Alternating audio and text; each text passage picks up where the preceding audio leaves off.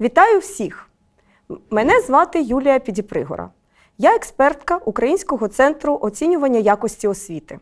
І в цьому відео ми з вами проаналізуємо завдання частини читання тесту пробного ЗНО з іспанської мови 2021 року.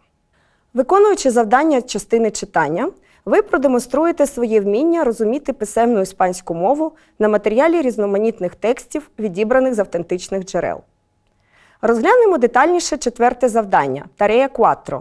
Це завдання на встановлення відповідності. Ви маєте 5 коротких текстів, уривків статей з іспанських періодичних видань і 8 заголовків до них.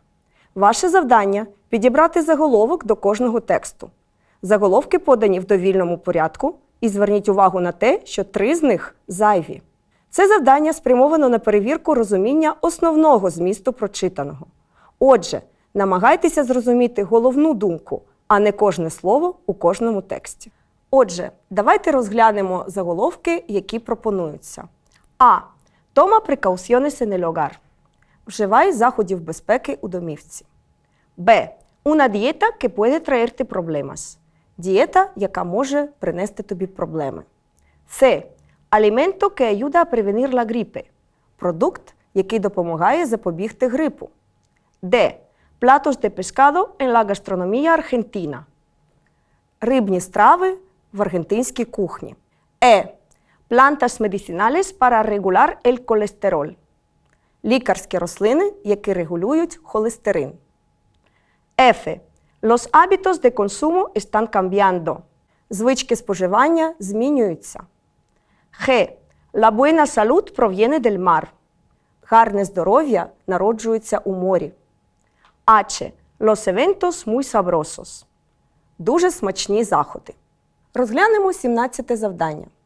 В цьому тексті йдеться про цілющі властивості часнику. Ключовою фразою є те, що el ajo es preventivo y también curativo. Incrementa las defensas y mejora la respuesta del organismo ante un ataque de virus. Часник посилює захисні властивості нашого організму у боротьбі з вірусом. Отже, правильним варіантом відповіді буде варіант С. Alimento que ayuda a prevenir la gripe. Розглянемо завдання 18. Початок цього тексту вже допомагає нам зробити правильний вибір. Debido a la importancia que da el español al acto de comer, es muy común la organización de ferias gastronómicas. Зважаючи на важливість, яку для іспанців має акт приймання їжі, дуже популярною традицією є організація різноманітних кулінарних ярмарків. Отже, правильним варіантом відповіді буде варіант H. Los eventos muy sabrosos. Переходимо до завдання 19. У цьому тексті йдеться про те, що іспанці змінили свою навичку скуповуватися в гіпермаркетах на периферії міста, заощаджуючи свій час і надаючи перевагу районним магазинчикам. Los españoles han pasado de realizar sus compras en los hipermercados de periferia a buscar la proximidad y ahorro de tiempo acudiendo a las tiendas del barrio. Отже, правильним варіантом відповіді є варіант F. Los hábitos de consumo están cambiando. Розглянемо завдання 20. У цьому тексті йдеться про корисні для здоров'я людини властивості жирних омега-кислот, які містяться у морських сортах риби. Un aceite que producen los peces de aguas frías, atún, bacalao, salmón, etc. І які гарно впливають на стан здоров'я людини. Отже, правильним варіантом відповіді є варіант Х. La buena salud proviene del mar. Розглянемо завдання 21. У цьому тексті йдеться про те, що аргентинці споживають дуже багато м'яса. А ось бути вегетаріанцем в Аргентині нелегко, оскільки невелика кількість ресторанів або супермаркетів може запропонувати страви чи продукти для вегетаріанців. В такий спосіб правильним варіантом відповіді є варіант Б. Una dieta que puede traerte problemas. Переходимо до завдання номер 5.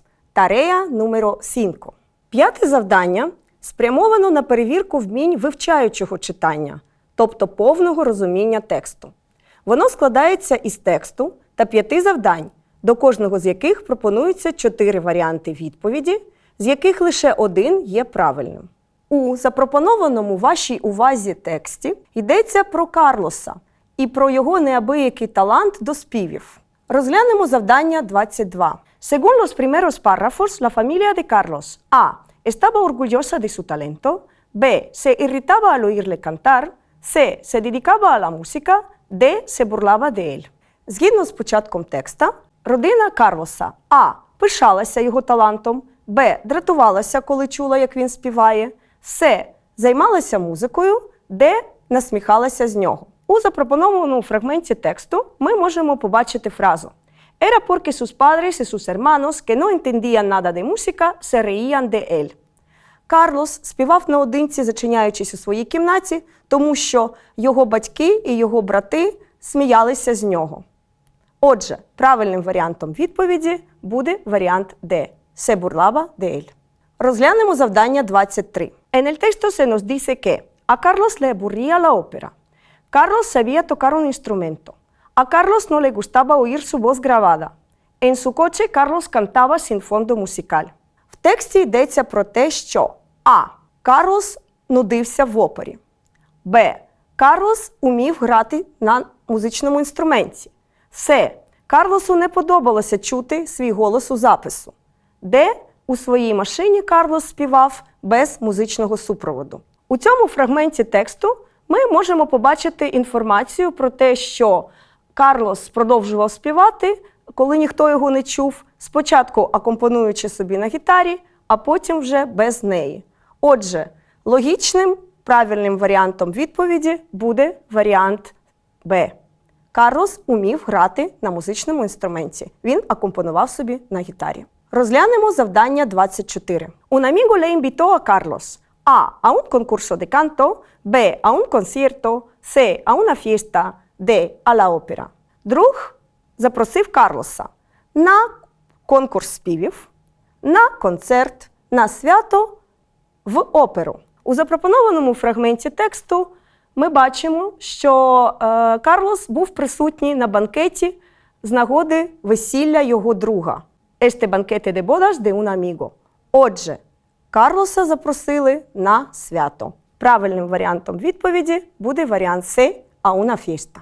Проаналізуємо завдання 25. Después de escuchar el brindis de la traviata, el público A.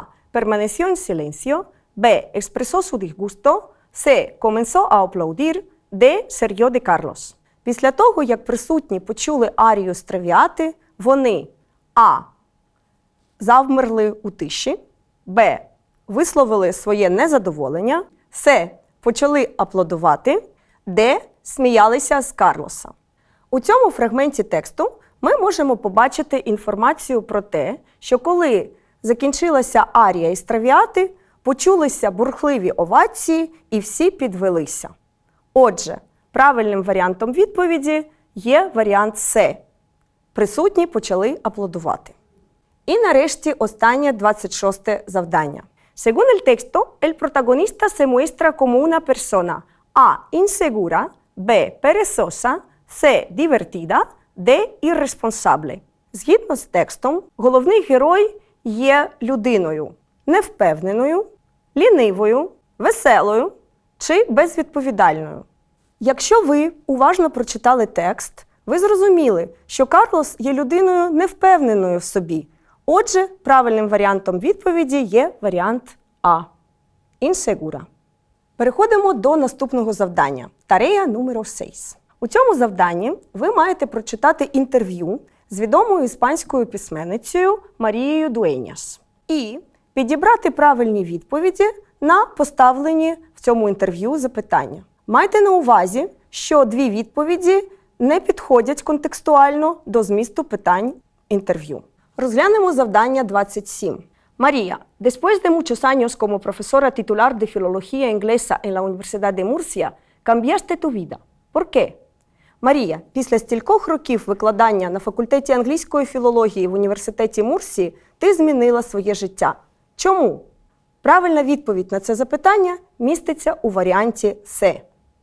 Марія відповідає, що одного разу вона зрозуміла, що вона вже виконала всі поставлені перед собою завдання і усвідомила, що мала бажання і сили для того, щоб почати щось нове. Наступне завдання номер 28.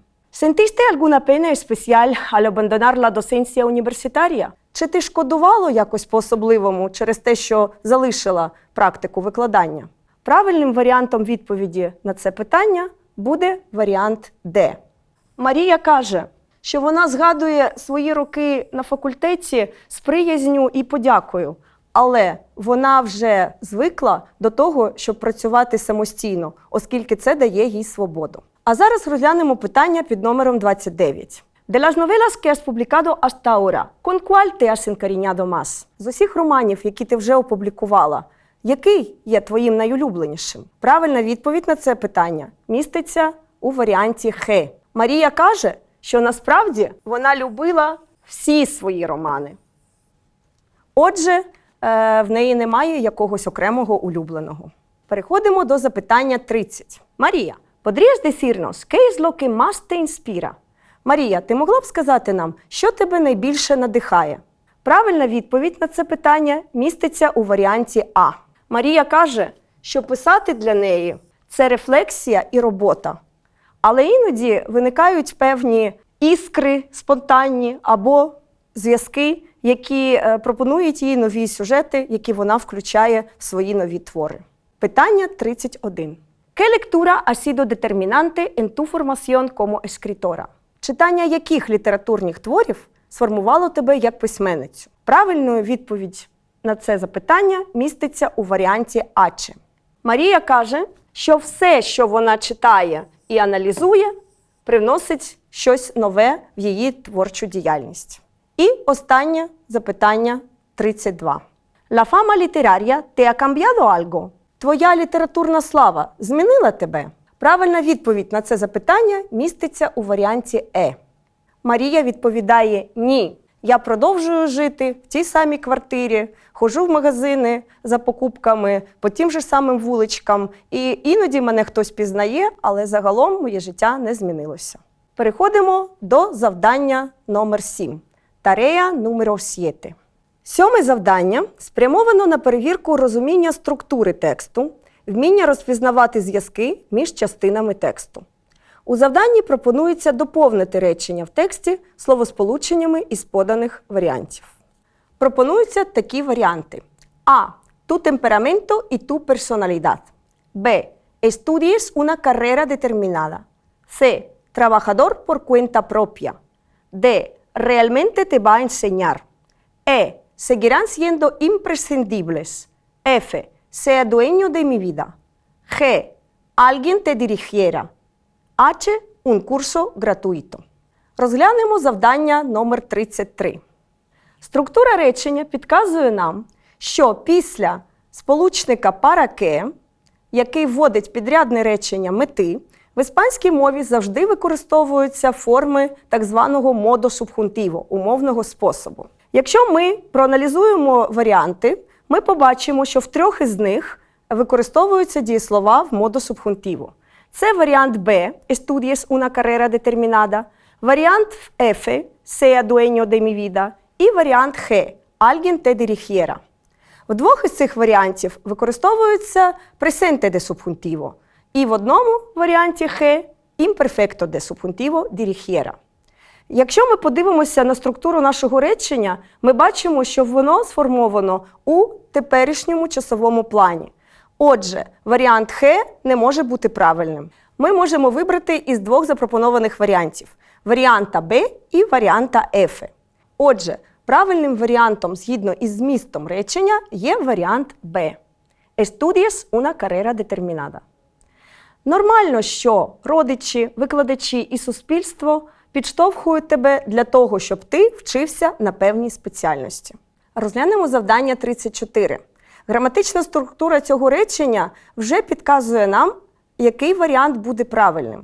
Це, без сумнівів, варіант Х, тому що тільки в цьому варіанті використовується форма imperfecto de subjuntivo, яка є обов'язковою для вживання після дієслова preferir, коли воно використовується у формі потенціаль simple, як у нашому реченні. Eres un buen líder o preferirías que alguien te dirigiera? Переходимо до завдання 35. Структура речення підказує нам, що тут не вистачає додатку.